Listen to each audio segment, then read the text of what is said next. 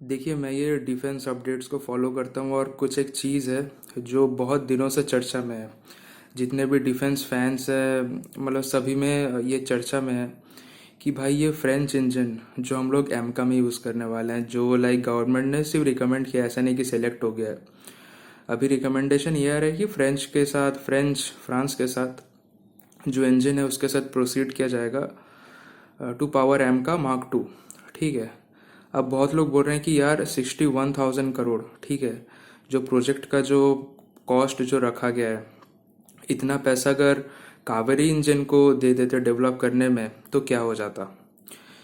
भाई मैं एक रियलिटी चेक देना चाहता हूँ, क्योंकि ये चीज़ बहुत ही ज़्यादा चुभ रही थी मुझे कि भाई हम लोग का क्या हालत है, एक बार आप सोच के देखे हो।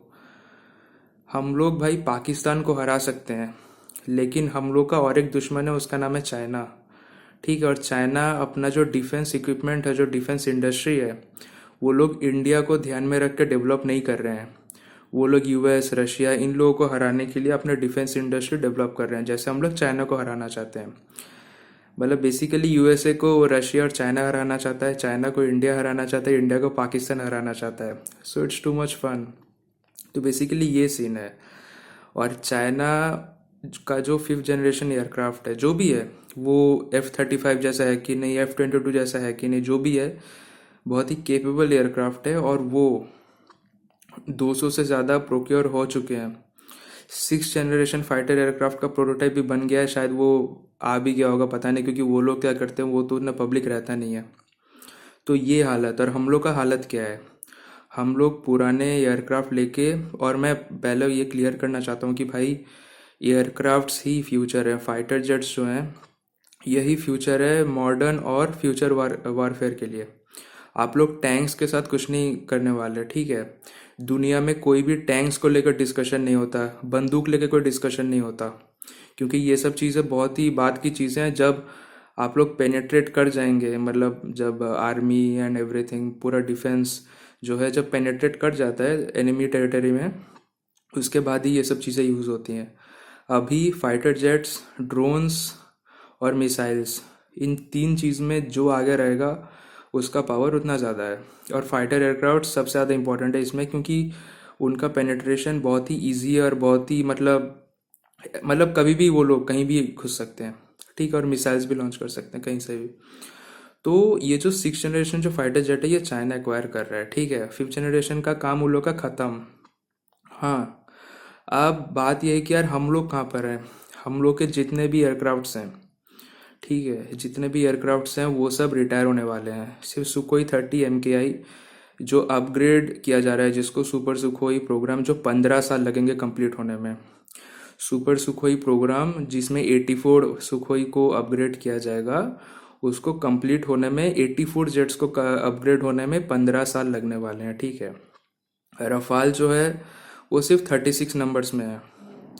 और आता है तेजस मार्क 1A, ठीक है। तेजस मार्क 1 है, जो इसका जो मेन जो प्रॉब्लम है वो है हम लोग का F-404, ठीक है। इंजन जो आपका जनरल इलेक्ट्रिक जो दे रहा है, अब ये लोग भाई 1.5 साल बाद ये लोग दे रहे हैं इंजन, ठीक है। इन लोगों ने बोला है कि यार हम लोग का जो मैक्सिमम पेस है ये 20 इंजन्स पर ईयर होने वाला है, जो अराउंड 18 इंजन्स होगा। बहुत ही अच्छे से अगर अगर उन लोगों ने सप्लाई किया, तो अगर कोई इश्यूज़ नहीं आए सप्लाई चेन इश्यूज़ में, तो ऐसा हो सकता है कि किसी महीने में दो देने वाले तो वहाँ पर एक जैसा हो सकता है, क्योंकि यार हमेशा सब कुछ तो सही नहीं होने वाला, और वो भी तभी होगा जब इंडिया और यूएस के रिलेशंस हमेशा स्मूथ रहेंगे, जो पॉसिबल नहीं है हर हर एक मतलब कंडीशन में पॉसिबल नहीं है, क्योंकि यूएस के साथ इंडिया का ट्रेड वार भी चल रहा है, प्लस सप्लाई चेन इश्यूज भी आ सकते हैं। तो अराउंड मान के चलिए कि 180 फाइटर जेट्स का जो ऑर्डर है तेजस मार्क 1 है। और एडिशनल इंजन्स छोड़ दीजिए, जो इंजन्स की ज़रूरत है, 180 engines to power 180 aircraft fighter jets, additional engines छोड़ दीजिए भाई, तब भी हर साल सिर्फ 18 एयरक्राफ्ट ही इंडियन एयरफोर्स के पेड़े में आएंगे, ठीक है। 18 एयरक्राफ्ट्स, 180 एयरक्राफ्ट का टोटल ऑर्डर है। मतलब ये तेजस मार्क वन है जो एक 4.5 जनरेशन एयरक्राफ्ट है, उसको कंप्लीट, उसका जो डिलीवरी है वो कंप्लीट होने में लगेगा 10 साल। अगर आपका एज 27 है तो आपका एज 37 होगा। ठीक है, अगर आपका एज 30 है तो आपका एज 40 हो जाएगा जब तेजस मार्क वन का डिलीवरी कंप्लीट होगा। उसके बाद आएगा तेजस मार्क टू, मतलब 2035 के बाद से तेजस मार्क टू का जो बातचीत है वो स्टार्ट होगा। समझ रहे हो कितना, मतलब कितना हम लोग आगे है वो समझ रहे हो। फिर तेजस मार्क टू के ख़त्म होने के बाद एम का आएगा। और उतना ज़्यादा भरोसा मत करो कि इन सब चीज़ों के बीच में ही एम का स्टार्ट हो जाएगा और उसका प्रोटोटाइप डेवलपमेंट प्रोडक्शन सब स्टार्ट आएगा, उसका कुछ नहीं होने वाला। ठीक है, उसके टेस्टिंग में ये सब चीज़ करने में ही देखना कितना टाइम लगता है भाई। अप्रूव करने में जिनको 3 साल 4 साल लग जाते हैं वो लोग सब क्या एक्सपेक्ट करते हो। अब इसके बीच में अगर आप कावेरी इंजन डेवलप करना चाहते हो तो भाई आप लोग छोड़ दो, नहीं होने वाला।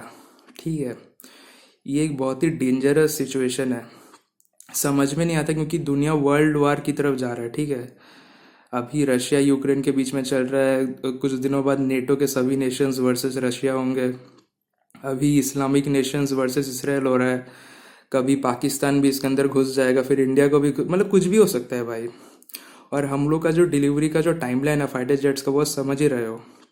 अब इसके बीच में अगर आप कावेरी इंजन को घुसा देते हो कि इसको एकदम स्क्रैच से डेवलप करना है to power of 5th generation and 6th generation aircraft, तो समझ रहे हो क्या हाल है।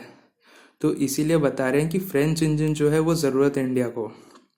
ठीक है, to to build the 6th generation aircraft, fighter aircraft. ठीक है, ये ज़रूरत है क्योंकि हम लोग स्क्रैच से नहीं बना सकते, पैसा भी रहा तब भी नहीं बना सकते। इन सब, ये एक रिसर्च एंड डेवलपमेंट का प्रोसेस है जिसको टाइम लगता है करने में। और साफरान के पास ऑलरेडी, मतलब उन लोगों ने M88 बनाया है, तो उन लोग के पास वो एक्सपर्टीज़ है थोड़ा बहुत कि वो लोग थोड़ा जल्दी इसको बना सकते हैं। प्लस सैफरा, मतलब फ्रांस अपना खुद का 6th जनरेशन एयरक्राफ्ट बनाना चाहता है। ठीक है, तो उसके लिए भी उन लोगों को ये इंजन की ज़रूरत है, तो ये थोड़ा ज़्यादा पहले हो सकता है। And the most important thing is, ये जो इंजन है ये full TOT, full technology transfer और फुल इंटेलेक्चुअल प्रॉपर्टी राइट्स के साथ आ रहा है। तो इंडिया का पूरा कंट्रोल रहेगा इस इंजन के ऊपर। तो ये एक अच्छी डील है जो इंडिया को कैपेबिलिटी प्रोवाइड करेगा to manufacture indigenously developed engines. ठीक है, तो ये अच्छी बात है। तो जितने भी लोग सोच रहे हैं ना कि यार ये कावेरी इंजन के साथ करने से अच्छा होता, मैं उनको बता रहा हूँ कि सच में अच्छा होता अगर ये कावेरी इंजन के साथ होता। लेकिन विश्वास करो, इसके पास टाइम नहीं है। Indian defence, Indian arm forces के पास ना वो टाइम नहीं है कि अभी कावेरी का वेट करे टू पावर तेजस, उसके बाद उसका मार्क टू, उसके बाद दाम का, नहीं होने वाला। तो इससे अच्छा यही है कि भाई ये जो 6th जनरेशन एयरक्राफ्ट का जो फाइटर इंजन है इसको को डेवलप किया जाए और कावेरी को भी इंडिपेंडेंट डेवलप करें, ताकि तेजस मार्क वन का जब जो री इंजन जो फेस आएगा, क्योंकि ये F404 जो इंजन्स है ये हमेशा तो रहने नहीं वाला ना, इनको कभी ना कभी रिप्लेस करना होगा। और तेजस हम लोग लाइक बहुत दिनों तक यूज़ करेंगे, तो तब कावेरी इंजन अगर डेवलप किया जाता है जिसका थ्रस्ट टू वेट रेशियो 8 होता है, अगर डेवलप किया जाता है तो ये एक बहुत ही अच्छी बात है। बट ये जो फ्रांस का जो इंजन है जिसको को डेवलप करना है, ये भी बहुत ही ज़्यादा ज़रूरत है।